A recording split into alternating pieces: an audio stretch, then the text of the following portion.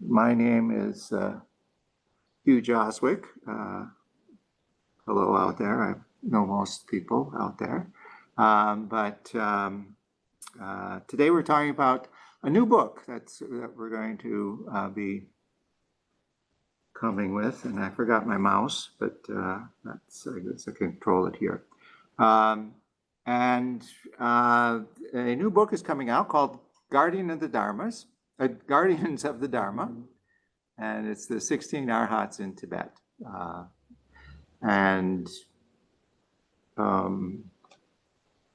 Okay, let's move.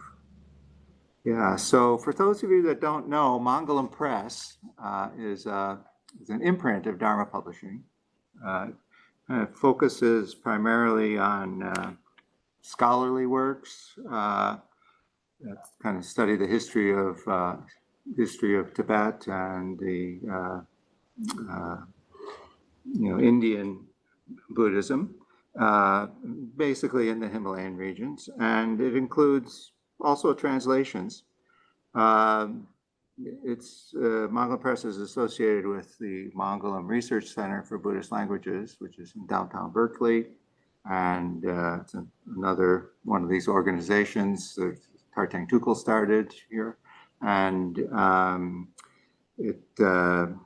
our previous kind of nice book that we published is the Teachings of Vimalakirti, and it was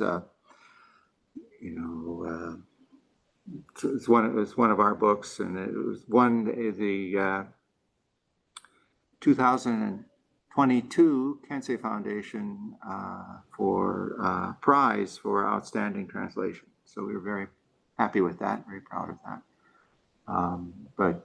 That's our text. But we haven't published a book for a while. We've got several in the coming along, and this one is soon to be published. It's all set, ready to go. This is our kind of the cover. That's you get the back and the front here. We primarily have printed texts that the Mangalam Research Center has sponsored over the years. So there are various conferences and academic conferences and such. In any case, this book is the subject of tonight's class. It's kind of a promotional tour of the book, I guess you could say. This is really the first announcement. It's not yet printed and published, although it's ready to go. We hope we'll be taking it to the American Academy of Religion in November for the audience. But we think that anybody that's interested in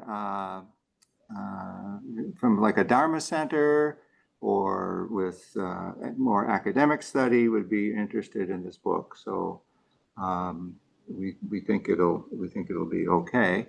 How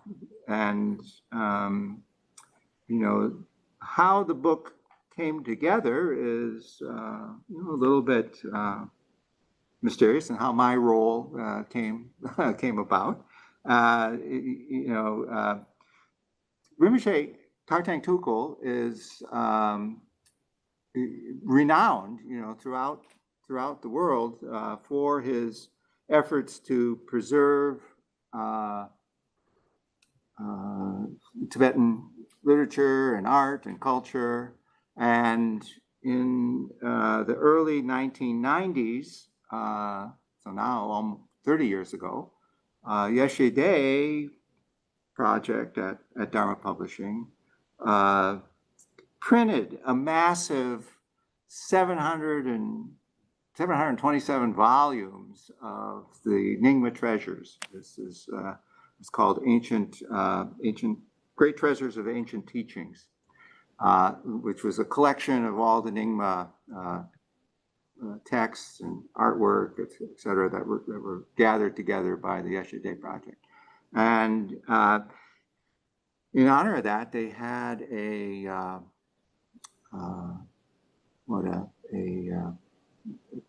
display of these texts at Dharma Publishing, which was used to be located on San Pablo Avenue in Berkeley. And the royal family of Bhutan gave Tartang Tukul a set of tankas of the 16 Arhats, and they knew that he was, interested in, procuring any painting sets or any of the literature that needed to be preserved or that was threatened. And so it was really, they gave it to Rinpoche with kind of the expectation that he could do with it what he wanted. And during this display in the 1990s at the Dharma Publishing, these tankas were displayed.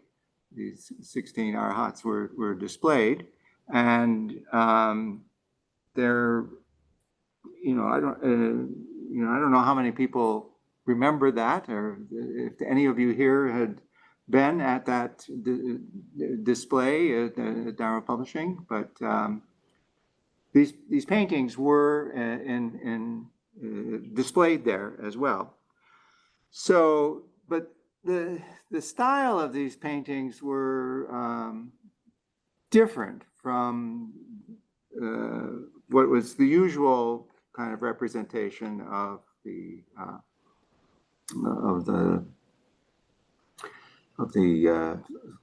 16 Arhats through Tibetan prayers and Tibetan literature. So it was kind of unusual, and Dharma Publishing, tried to set the paintings into some order, but were a little bit. There were just too many other projects for Dharma Publishing to do, and they kind of kept on putting it off. And so the book remained incomplete for about 30 years until now, when we were able to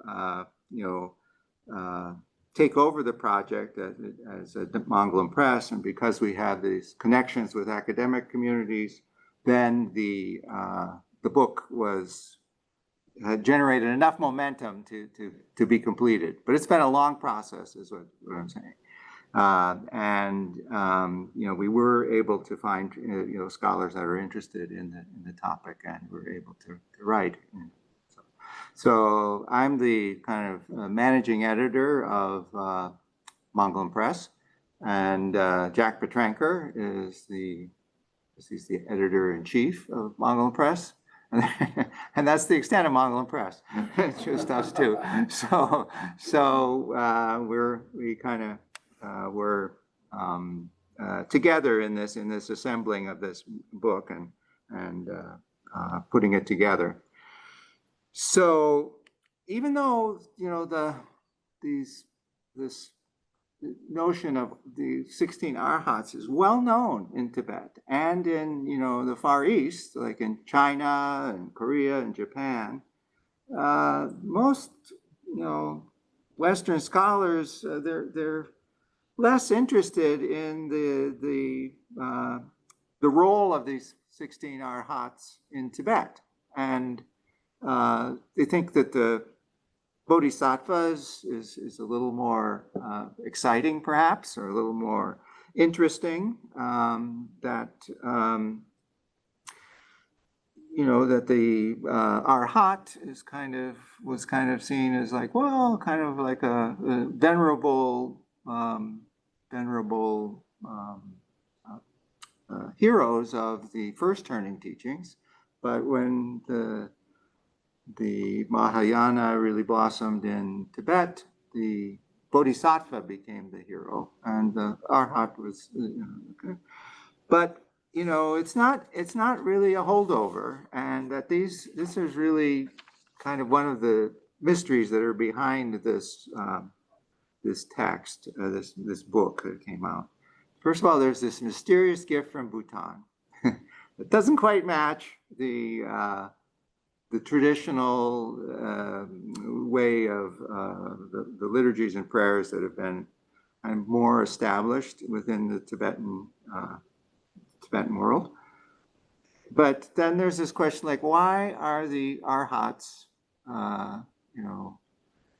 so revered in Tibet, this kind of land of the Bodhisattva and the Mahayana? So those are the kind of mysteries that were kind of behind things for me. Of course, within the Tibetan tradition, these Arhats are very strong and revered. But the kind of bias that kind of influenced me too, the Western bias, and thinking like, well, what are the Arhats? Isn't the Bodhisattva the real hero here in Mahayana land? But that's not. It's really not. So there's just kind of a mystery there for me at first. Why are we doing? I'd ask Jack, why are we doing this book on the Arhats? It's really vitally important now, and particularly in the role that they have, and we'll discuss this. So this mysterious gift from Bhutan, it didn't really match the iconography of the Tibetan liturgies. I don't know if you can see that here, but and even just the very question about how to identify them. Who are these figures? And secondly, it's all the schools of Tibetan Buddhism really honor and revere these Arhats. But what are these heroes of the Arhats doing here in Tibet? But it's really only a mystery until you start to look, and then they're found everywhere in Tibetan Buddhism. So it's these related mysteries are. I hope that we can show you how they get resolved, and then look a little bit more at the book itself. So here's an image of the. It's pretty small. Here's an image of the Buddha with the Arhats assembly that is usually done. I think this is from Western Tibet. Dharma Publishing came. I can kind of zoom in here. But it has all the principal figures that we have. The Buddha, of course, on the top. We come back here. And we see in our book, we also discuss the two Arhats that are often depicted with the Buddha, left and right. Shariputra on the right hand and Madhgalyana on the left, and you'll often see them. And then you'll have the 16 Arhats, you can count them here, laid out here. And they're often depicted with the 4 Dharma kings. They guard each of the directions. And these are their little helpers that are often depicted in a set of these Arhats. Dharmatala, who kind of carries all the books on his back, and this figure here, Hashang, who is often associated with children, and you see the little children dancing around here. Again, it's not really seen very closely here, but anyway, there's often a little children. It's kind of like I guess you could say, he's not really part of the set. He's kind of more of a Santa Claus type figure, but he kind of helps with kids, and it's not. But okay, so let's see here. So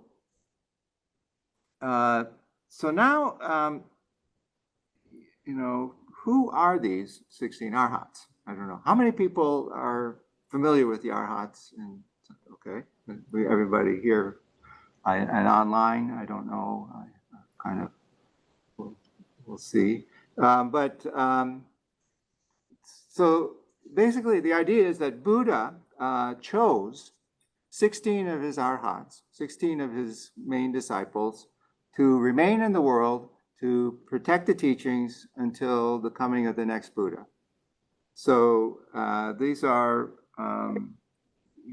these known, the 16 that are chosen here to remain in the world, they're known as, 16 elders, Staviras in Sanskrit. And in Tibetan, they're Naten, Shudruk is 16, but Naten is like the elder. So and they're appropriately called because they come all the way back from the time of the Buddha. So they're really old. But then the Arhat, technically in Tibetan, is Drachompa, which is foe destroyer, the one who has conquered the kleshas. And the Arhats, they're kind of the worthy ones, the better translation. They're the ones that are liberated from samsara. They've overcome the kleshas. They've overcome the obscurations. And Buddha is often called, the great Arhat. Arhat. So it's not in any way a derogatory term, not in any way whatsoever. But they're first mentioned, or at least the first record that we have of them being mentioned, was in a text by Thirumatthi, a 5th or 4th century Indian philosopher, writing on the treatise on entering the great vehicle. So it's already kind of connected with the Mahayana, the great vehicle. But he didn't really go into it in depth. He just mentions them as 16 arhats, 16 Shravaka arhats, the ones that are listeners in early years. And they were chosen to, protect the Dharma and remain alive in this world. And he only gave the names of 2 of them, Thirumatthi, Pindola and Rahula, as which are so as you go into Buddhist culture, these names will become are more they're standardized, So Pindola, but that's the only one he mentioned. He just casually mentions that in other sutras, you could say that there are 9.9 billion great arhats who have committed themselves to this project of preserving the Dharma and to remain in the world. So it's nothing, not really. It really only becomes special and more developed in this account of Nandamitra, which was translated into Chinese in the 7th century by Xuanzang. You might recognize that name. And it comes from a text now lost from the same period as Thirumatthi. So, but the record of the Chinese, this account of Nandamitra is the Chinese text, subsequently translated into Tibetan, but we don't have the Sanskrit where it came from. So. So there were, from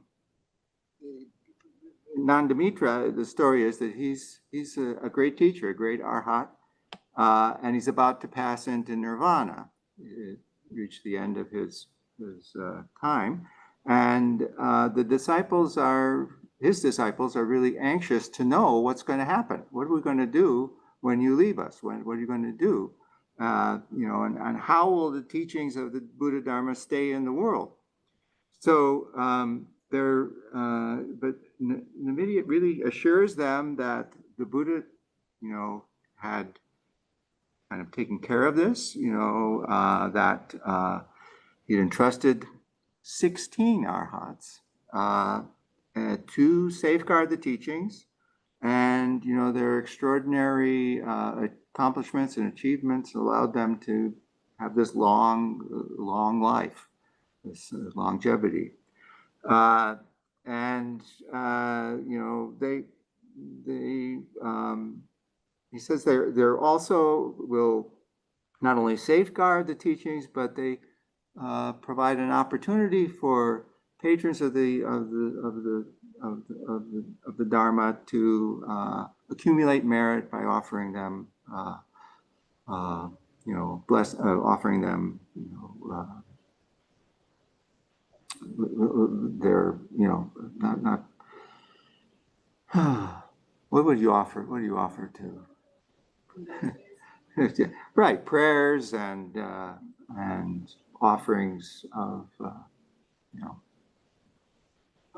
offerings, yeah.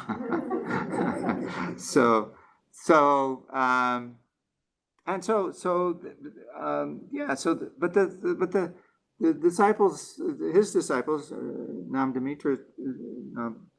Dimitri's disciples were kind of a little anxious. They're still, okay, but where do we find these guys? Where are they? And Namdamitra names them all and gives them the 16 names that they're familiar with and where you can find them, where they live. Now, some of those get changed over time, but he explains that anyone that makes offerings to them would be really blessed, and they would address kind of more specific problems. So like if you wanted to go on a voyage or something, that you could make offerings to a specific arhat who would kind of take care of that for you, or a different way of a different kind of request for maybe a long life, or so different arhats provided different blessings for different folks, and they were but these arhats, they could assume different guises, different appearances. They manifest in different forms. They may wear different robes, depending on the places that they visited. So they're visiting China, they're wearing Chinese robes. If they're coming from India, they're wearing the yellow saffron robes. If they're in Tibet, they're wearing the kind of reddish robes. But they're kind of concealed. But it's it's such that any monk you meet could be an arhat in disguise, and protecting the teachings, and and it also provides you an opportunity to accumulate merit again by honoring them. So the arhat really is not. It's different from a bodhisattva as you might think, or as someone might think. The Buddha made provisions for passing the torch for the Dharma. They're still in play. You can still evoke the arhat through prayer, and they point towards the future for the future Maitreya. And when the future Buddha comes, all the teachings of the present Buddha will disappear, but they be a new Buddha will put new teachings into practice. So by the 9th century, there's already a really strong appreciation of the arhats in Tibet, of these particular 16 arhats in Tibet, and this is a drawing of an arhat. It has some kind of a Chinese influence, as you can see, but they're well, you'll see why. And this is found in the Dungwang caves up in kind of the northern part of on the Silk Road, northern part of the Tibetan territory up there. But in any case, so the arhats are already present and there's always an appreciation for them early on. But how how they came into Tibet is kind of a well-known story that is often told within the Tibetan world. There was a Chinese emperor. It's not quite clear. There's some disagreement about who it was. A Tang Rizong, or maybe even an earlier emperor, Tongrizong actually ruled from 662 to 716. Some say this ruler is the same time as the Strongson Gampo, like around 600. But in any case, this Chinese emperor sends an emissary who's interested in Buddha Dharma, and he sends an emissary to India to invite the 16 Arhats to come to China and spend a summer in the emperor's court. Sure enough, miraculously, they come. And while there, and they teach the emperor and the court from the Tripitaka, the teachings of the Buddha, and including the sutra on the prophecy of Maitreya, the next Buddha. The emperor, after their time it comes to an end in the Chinese court, wants them to stay, and they say, no, we've got to bring the Dharma to other lands, and so we have to say goodbye. But why don't you, to remember us, you can build like 16 statues, at least 16 statues to honor the presence of these Arhats. And so that's what they do. They have a statue made of each of them, and the Arhats go away. So some time passes, and a Tibetan master, Lume Dromchong, visits the Chinese court and sees these statues and becomes really enamored of them. I mean, it's wonderful statues, and he commissions to have paintings made of them. And he also copies that sutra on the prophecy of Maitreya and brings it back into Tibet with him. And then he installs these tankas, Tibetan paintings, installs these tankas in a monastery in Drakyurpa, which is a kind of a meditation site, very famous meditation site, and it's in Tibet. Padmasambhava is said to have spent time there in the meditation caves, as well as Atisha, another great Indian master, and it's even associated with the legendary hero Gezar, Tibet, to stay there. So it's a very, very powerful region in Tibet, filled with meditation caves and whatnot. And so these elders really provide a direct link to the Buddha, but they also are bringing blessings to the present generation, and they have this projection into the future with the sutra of the prophecy of Maitreya.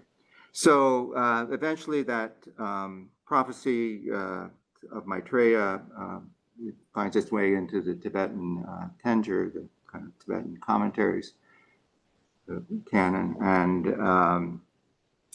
that letter that the Chinese emperor sent to India also finds its way into that collection. So it's really interesting, the way in which things work out. But at least we know by the 14th century, the practice of the Arhats was really well established in Tibet. And virtually any temple that was built needed to have representations of the 16 Arhats, the 16 elders in them. And there are many, this is pretty small, and there are many liturgies venerating the Arhats were created. And that invocation of the Arhats continued to the present day. Let's see if I can zoom in a little bit. These are the Arhats. This is in a cave in not a temple area in Tibet, kind of the eastern part of Tibet. It's a little bit destroyed here over the years, but from the 14th century. And again, these are this is detailed in this book. So the stories that I'm telling here are all coming from this book. And and they're really, you can see that they all have names, right? But their clothing can be different, you know, and they can be arranged differently in the temples. But basically, the 16 Arhats are kind of blessing the temple, blessing the opening, and you know, by the 18th and 19th century, they become a little more standardized in the way in which they're evoked and depicted. But when Tertang Tukul received these paintings from the royal family in Bhutan, it didn't match the way the last couple of centuries in Tibetan depictions of this. And it was so unusual, it didn't match any of the liturgies that had become more standardized in Tibet. By the way, we also published 2 liturgies within this text, so evoking and praying to the Arhats. So both of them are translations. Yes? Is the row with the bigger figures, are those the Arhats? Yes, the row with the bigger figures are the Arhats, yes. So, you know, they look pretty, they're in a little, they all have different little mudras, but you can see that they're not particularly distinguished. This is from the 14th century. They're not particularly distinguished in terms of iconographic details like later depictions of them would be. Let's go down here. But we were able to, so it was unclear kind of who they were, and we found a scholar from the University of Virginia that specializes in Bhutanese art, and Ariana Mackey is her name, and through a detective work, you know, she was able to find a few other examples of this kind of set in Bhutan, and you know, so she provided possible names for Arhats that we didn't quite know who they were. For instance, this is one of my favorite images of this Bhutanese set, of Vajraputra, who here is on the right from the set. And this is a kind of a more traditional, we have a number of line drawings in that are kind of associated with the traditional liturgies and prayers to them. And Vajraputra here on the left is often evoked. He's got this warning mudra, and he's holding this fly whisk. But here on the right here, and the way in which it's depicted is quite unusual here. If we can move this, let me move it in here.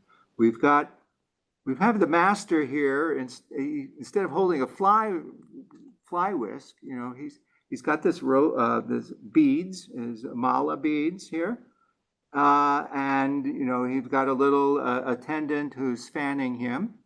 Got this interesting stupa here, radiating light. We've got someone who's you know, kind of in elaborate clothing, making an offering to Vajraputra. But this little kind of, it was really intriguing to me, this kind of light emanating from this master's lips. And this little, let's see if we can get even closer here. And this little monk figure in the distance who is kind of riding on the words that the teacher has given, and is, you know, off on its all this mysterious, you know, as if he's found liberation in some way from the Buddha's, from the master's teachings, you know, and is off, you know, with it. Or you could even see it maybe that he's either looking back at his teacher, or he's they're a little closer. You can see the great detail in this. That's as far as I can go in. But but you can see how beautiful and clear these images are of this set. But you know, this riding on this luminous light from the teacher's words is really it really struck me as being really wonderful depiction of what, you know, being a teacher. So the kind of a more traditional order that is often found begins with Angaja here. This is a depict. Oops, hold on, come back. Yeah, and you see that? Yeah, it's usually often first in the order of presentation of them, but you know, he's almost always depicted with the fly whisk and with the incense bowl, but here none of it that is displayed. Let me zoom in a little bit on this if I can. Oops. Well, here let's go back to the top one here. You know, you have such, you know, they're kind of, he's holding a fly whisk here in this image, but, and I guess you could say maybe these are incense bowls here, but you see that the style is kind of very Indian and a little different from Tibetan style of depiction. But anyway, Ariana Mackey in her essay in the book goes through great detail, great descriptive qualities as she pieces together the influences on these paintings. And it's really, if you're interested in art history, it's really a great essay to explore. The Ajita is often displayed, is second in kind of the order of many traditional liturgies that got standardized in, say, the 18th century. Is often depicted, you know, in holding a meditation posture. But here, in this Bhutanese one, it's like,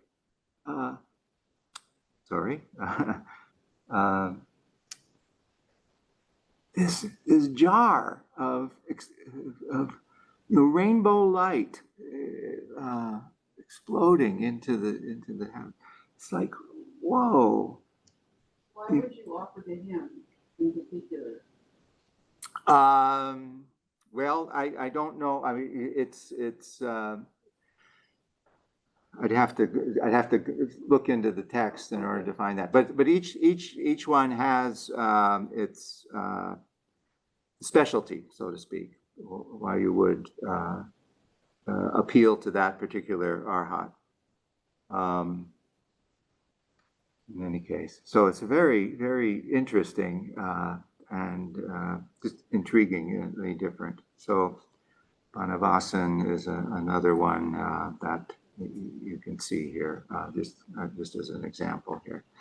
So one of our authors, Joy Suzhao Chen, says that these 16 elders really answer to the problem of a spiritual transmission from the Buddha, you know, that they guarantee a continuity back to the Buddha. And they also are representatives of monastics, you know, and so the fact that any monk might be a arhat in disguise can be really part of building respect for the monastic traditions. And they're seen in even in the standard prayers and liturgies. They're perfectly compatible with Vajrayana practice because they're often represented as emanations of the Buddha. So the world can starting to become populated by or seeing the arhat as emanation of the Buddha. And then they have the supply for this hope for a new beginning because of they protect the Buddha Shakyamuni's teachings until the next one comes, but the next one will come, and they're really symbols of the longevity of the Dharma. So So we also publish these two different liturgies in this book, but So that these kind of mysteries, which are intriguing me, how it comes together, this kind of this mysterious set from Bhutan and the role the Arhat can play in it's the lengthiest section of the book concerns stories that of each of the Arhats, each of these 16. And they're only called the 16 Arhats from a Western perspective. As I said, they're the Naten in Tibet, and they're the Saviras in Sanskrit. They're elders, but it's kind of customary to call them the 16 Arhats. So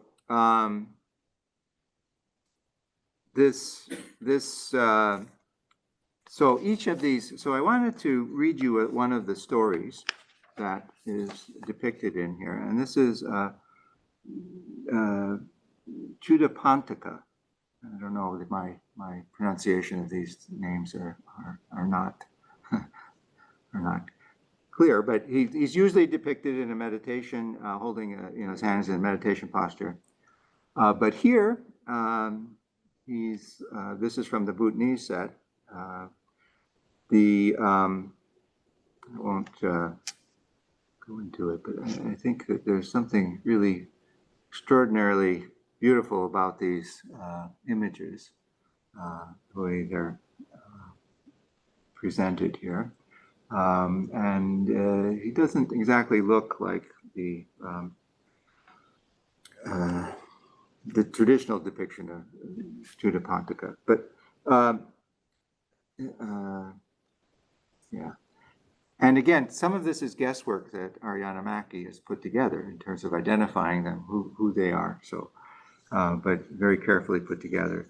So the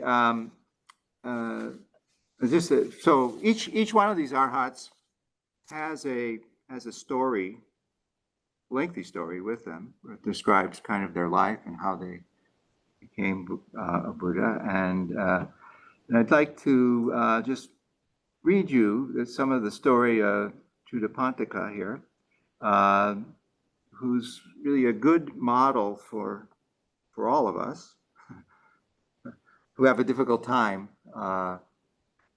understanding the Dharma, making progress in the Dharma.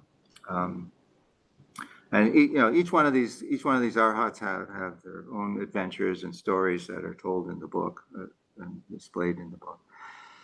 So one day, I'm just kind of excerpting this from his story. One day, Aryapantaka, his brother, who's another one of the 16 Arhats. They're the only two that are actually related. But his brother is kind of much more of a scholar. Both of them come from a Brahmin family. One day, the brother, Pantaka, traveled to the city of Shravasti to pay respect and reverence to Buddha Shakyamuni. And a large number of people flocked to see the Buddha. And Chudapantaka thought, if these people are going, I'll go too. And he joined the crowds. And there he met his elder brother, who asked him, how are you earning your living? And Chudapantaka replied, with great difficulty. Chudapantaka is kind of, he's dull-witted in a lot of the stories. He said, so Pantaka asked him, do you want to become a monk? And Chudapantaka answered, can I, who am so dull of wit, become a monk? And he was somewhat surprised at that. And so Pantaka looked with care to see whether his younger brother possessed the merit necessary to become a monk, and concluded that Chudapantaka showed good promise for taking up a religious life. Whether he did so successfully would rest on his own shoulders. So he addressed his younger brother. In the Holy Dharma, there's no distinction of class, caste, or acquired learning. What is important is to follow the Buddha's teachings and put it into practice. And if you sincerely desire to become a monk, then you can do so. And Chudapankata said, yeah, most definitely, I wish to become a monk. And at his request, his brother initiated. And then he was taught to observe the pure practices of a monk. And when he became a proper age, he became a fully ordained monk. And at that time, he was given a verse to learn, which ran as follows. Refrain from non-virtuous acts of body, speech, and mind. Recognize the nature of samsaric existence and detach from it. Keep your mind alert and under control. Do not engage with what increases your suffering. But this problem of being dull-witted came again for Chudapankata. It says, even after 3 months, he could not master this verse, although cowherds tending their cattle nearby learned it and tried to help Chudapankata to memorize it. So he's trying to practice this. He's reciting it, and the villagers and the cowherds they hear it and they get it. But poor Chudapankata can't do it. So one day after summer retreat, the older brother, Pantika, took the dullest of his followers, among them his brother, Chudapankata, to a Jetavana grove to meet a particular monk called Sadvargika. Santosh here could probably help me pronounce these things. Yeah. And he had kind of a reputation that he was kind of this particular monk, kind of a renegade, kind of a Buddha's disciple, but had kind of has his own take on things. So anyway, so he's kind of trying to get these dull-witted to get more excited and to kind of be a little more engaged. So he was taken to a monk who told him that Chudapankata was taken to a monk who told him to go to a spiritual teacher and ask to be given a verse for recitation. And so accordingly, Chudapankata returned to his brother and asked for this verse. And Pantika, the elder brother, realized that this request wasn't really coming from his younger brother, but from someone that he had talked to there at this group. And so he wondered how it was best to respond to this. And so he wondered whether it'd be better to be harsh or to be kind. And he thought it would be better to be abusive and reproach his younger brother. So he took Chudapankata by the scruff of his neck and threw him outside the grove, saying, "You are so stupid. What possible use is it for you to be a monk? Sit here." And so desolate Chudapankata thought really sadly. He said, "Now I'm neither a monk nor a Brahmin." And he sat there weeping. Then the Buddha Shakyamuni, with great compassion, knowing that the time had arrived for him to intervene, came to him and said, "Chudapankata, why do you weep?" And he says, "My religious instructor has reproached me." And the Buddha said to him, "It's better to be reproached by the wise than to be praised by the ordinary." So with such words and others, he consoled Chudapankata and asked his own principal attendant, Ananda, to instruct him. And Ananda found this impossible, an impossible task. He spoke to the Buddha. He said, "Master, I can serve you, observe your teachings, and give the householders religious guidance, but I can't teach him." So the Buddha himself then gave Chudapankata 2 lines of verse. Get rid of the dust, get rid of the impurities. But Chudapankata couldn't even memorize those 2. So realizing that the cause of Chudapanthaka's impediment, lay in some kind of a past wrongful action that he did, and that this would have to be first purified, the Buddha asked him, Chudapanthaka, do you think you can clean the bhikshu's shoes, the other monks' shoes? And Chudapanthaka said, yeah, I can do that. And the Buddha told him, then go then and clean the monks' sandals and laced shoes. And so the Buddha asked the monks to allow Chudapanthaka to clean their shoes. And he was told them to continue to teach him the 2 lines of verse. So when Chudapanthaka had finally succeeded in memorizing the 2 lines, the Buddha said, now you can stop cleaning the shoes. Instead, sweep the temple, and keep reciting the 2 lines as you do. So through this instruction of the Buddha, Chudapanthaka swept industriously and without resistance until one day the karma of his past wrongful conduct had been exhausted. He found that he could analyze the 2 lines he'd been repeating. Get rid of the dust, get rid of the impurities. Doing so, he wondered whether the Buddha had meant the inner or the outer impurities. Then he remembered the verse his brother had taught him. And dwelling on its meaning, he attained the noble path, and in time he became an arhat. In the meantime, the fact that a dull-witted monk like Chudapanthaka had become a monk, it became widely known.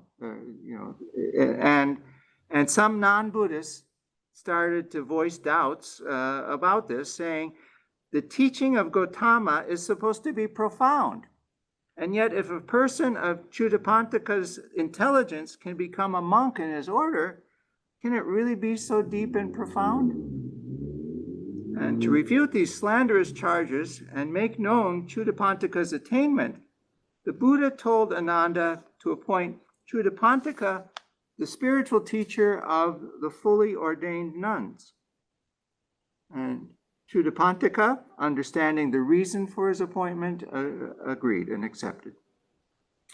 And before long, 2 of the nuns came to the Jetavana Grove and asked who had been appointed their spiritual teacher. And they received the answer was simply Panthaka. And then they said, does this mean the older Panthaka or the younger one? And they said, no. And they got the reply, no, it's Chudapanthaka. Offended, the 2 nuns then spoke with each other. Look with what contempt they treat us, because we're women. Chudapanthaka, the one who could not even learn 1 verse in 3 months, how can he instruct us who have mastered the Buddha's teachings? But they decided, well, before leaving, they'd better go see the Chudapanthaka. So seeking him out, they prostrated themselves at his feet and paid him the usual reverential greeting. Then they requested him to give them religious instructions and to perform the ceremony of confession every half-month. Chudapanthaka made a suitable answer. And the 2 nuns went back to their summer retreat, remarking with some surprise to each other, at least he knows how to give the right answer. Then the other nuns were curious to know who had been appointed their spiritual teacher, and asked the 2 who had just returned. And when the reply was Chudapanthaka, they were taken aback and repeated what the others had said. Just think with what disdain we women are treated. We shall see to it that in the future no teacher as uneducated as this one shall be appointed for us. A group of 12 nuns then, intent on making trouble, set up a very high throne for their teacher, deliberately not setting up stairs on the side where it could be mounted. Meanwhile, the other nuns, the two other nuns, told people in Shravasti, tomorrow our great spiritual teacher will come and give us religious instruction. If you miss this opportunity to receive the truth, you will remain a long time in samsara. As a result, a large number of people made plans to join the assembly. Some came out of curiosity, others came to hear the Dharma. And the next morning, having first gone on alms rounds and carried out his prayers and meditation, Chudapantika left for the summer retreat of the nuns, together with his followers. And when some of those assembled there recognized him, they said derisively, "Look, the spiritual teacher of the nuns is Chudapantika, a dimwit who could not even memorize a verse in 3 months. These bald-headed nuns have deceived us. This monk is not capable of giving religious instruction. Let us leave." But others thought, well, let's stay a while to see what happens. When Chudapantika saw the high throne installed for him, he asked himself whether this was a mark of esteem for their teacher or if it had been an ill-intentioned motive. Recognizing what the nuns had planned, he performed a miracle. He, stretching out his hand so that it was long as the trunk of an elephant, he pressed down the throne and seated himself on it. Some in the assembly saw this, others did not. And Chudapantika sat for a while on the throne in deep meditation. Then he raised himself from the seat and disappeared from sight. He performed 4 miraculous displays in the 4 directions. Then, dissolving these wonders, he returned to the throne and addressed the nuns. "Sisters, I wish to speak for 7 days and nights on the meaning of the one verse I took 3 months to memorize." And he began to comment extensively on the words of the sutra, on the words of the verse, Before he was halfway through, all his listeners reached various stages of perfection. Even the least of them formed the intention to attain Buddhahood for the benefit of all beings. Having inspired all kinds of religious fervor in his audience, Chudapantika returned to Jedavana Grove. Some of the monks, thinking that Chudapantika had driven away many potential followers, asked what had happened and were told in detail about the miraculous events that had taken place. From then on, the Buddha referred to Chudapantika as the best of his monks at changing the minds of others. So, kind of apologize for reading you this lengthy talk here, but I think that this little story is quite encouraging for those of us who may have difficulty in really appreciating all the elements of the Dharma teachings. I see Patricia out there. Patricia actually helped with some of the works of translation. By the way, I didn't really fully explain the origin of this text that I was just reading here, which comes from a current Tibetan by the name of Loden Dagyab, who lives in Germany, and wrote these stories of the Arhats based all on Tibetan texts, almost all exclusively a Tibetan text, back in the 1970s.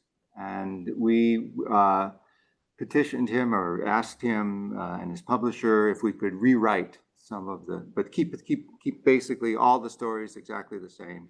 And he granted that permission for us to do so. And this is the kind of miraculous way in which this book kind of came together, the way in which these a 30-year project has kind of finally come together. But Rinpoche Tartang Tukul was enthusiastic about this project and wrote us a little preface, which is very nice, stressing the importance of this study of the Dharma, of this study of the 16 Arhats, these 16 elders, for protecting and preserving the Dharma in very deteriorating times. So Rinpoche's essay in itself is worth the price of the book. Those of you who are attending have you can this book is yeah, I'll offer you 20% off of the book when it's published. But we need to if you want so you need to contact me. You can contact me directly at Mangalam Press. And I know who you are now, looking at the list here. So don't tell all your friends about it. But it should be.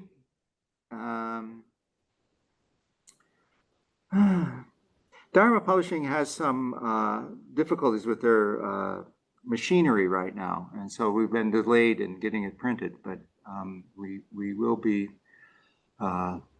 getting the book printed. It's all ready to go, and Patricia knows. I just see Patricia. I'm going to pick you out. I pick out you from this because part of Loden Dogyab's purpose in writing his tales of the Arhats that we use was to emphasize the Tibetan names of all of the Arhats and the way in which they're referred.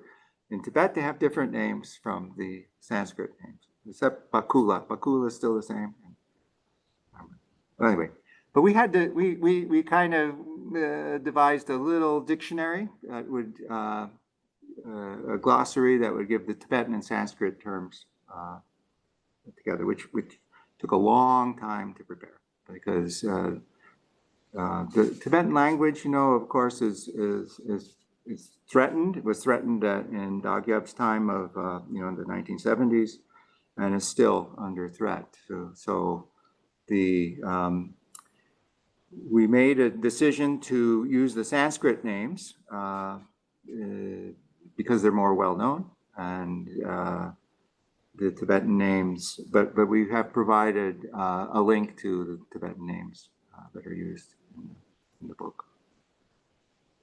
So if you're interested in this, plus we have these two ceremonial prayers that are translated in the book, in addition to kind of the history of the Arhats moving into Tibet and their role in art and architecture and literature, and this detailed discovery of, you know, how to read this rather unusual set of Arhats that comes from Bhutan.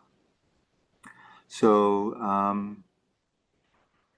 any questions? Arian, yes. It's not a question, but I know who are attending. I'm going to send you an email about this pre-order discount. Yeah. So if you read it, if you are interested, you can reply to that email. Then we will collect all the names and send it to Hugh, and Okay. Hugh will respond to you. How about it? That's a great idea, Arian. Thank you. Yeah, let's do that. That's really good. Really wonderful. Yeah. Can I just say it's a very, very rich text, and I know that so much work went into it by Hugh, and it looks so beautiful now. That presentation really showed how amazing that looks. Thank you for all that work. Well, it's yeah, I mean, just think of the, you know, 3 months to remember 2 lines. That's what it felt like. Yeah. So, yeah. So, any questions, or we're just here for? Yeah, please. Yeah. I don't know if you mentioned it or not, but do you know when about these tankas were painted in Bhutan? Good question. From the Bhutanese tankas were, Ariana Maki thought they were in the 20th century. Yeah. She doesn't have the sense of there's these liturgical texts might reference, you know, the way in which they get depicted. And that's what happened in Tibet. They started to make the iconography more similar and more precise. But what's really interesting, I think, is that this Arhat can assume different guises, and you know, anyone you meet might be an Arhat in disguise. Yeah. I have 2 comments on it. I didn't know it was 20th century, but one comment was that the features of those tankas, they look similar to some of the features that's seen in Japanese manga. Yes. I was taken aback when I was looking at it. That looks like that one I read. Yeah. The other observation I saw was in most of the tankas, there are horizontal lines running through the features in the tanka. Initially, because it was a little distant, I thought there were flaws in the printing, so that the printer does look like that. But when I looked closer, I realized there were actually things in the painting that dealt with these lines. Yeah, right. Yeah. Two observations. Yeah. Can people hear it? Yeah. Oh, do you all hear that? No. Okay. I will. Okay. Yeah. I don't think that's working. Maybe it is. I don't know. I don't think it's. Can you turn it on? No. I think we turned the speakers off. Anyway, Santosh was telling about the making a comment about the lines and how, first of all, how there are many influences in these paintings. You know. And Ariana Mackey really points out the Chinese influences, the Nepalese influences, the Tibetan influences, and I perhaps misspoke. This particular set was painted in the 20th century, not so much derived, because she found these other examples of identification in order to identify who these arhats were in other sets. Maybe back to 17th or 18th century. But there might even be influences from Japan, as Santosh was pointing out, and that the way in which some of the tankas were displayed on the screen here look like they're little crinkles in the paper, or they're little kind of lines, but they might actually be part of the features of the painting itself. And so what we've done here is we're going to print each of these arhats at kind of a back. So it's a 7x10 book, which is a little bit bigger than the standard trade book. And so the images will be fairly detailed and full page, full color reproductions. So pretty spectacular. Yeah, sure. Where do they live? Okay, that's a good one too. Where do they live? Okay, so the arhats I was talking about. Sorry about the tankas. Oh, you're talking about the tankas. Okay. Okay. First of all, that's where they live is a big issue. Patricia knows about that, and Patricia actually worked on that, trying to figure out, why do they have? Because Loden Dagyab will say, they could live here, they could live here. I've heard they might be in Rajgir. They might be some other place, or they might be called a different name, and it's really this cave and some other. But that's the whole point, they're providing kind of a blessing within that particular region. These particular she only found 2 sets in Bhutan. She's an expert in Bhutan that mirrored this set that was given to Tartang Tukul. So they're in Bhutan, and yeah. Now there are references to other collections, like the Himalayan Art Research. What's it called? HAR, Himalayan Art Research. You can check. That have depictions of the arhats that are similar to some of them, and that helped determine what the name of these arhats are, So that was really,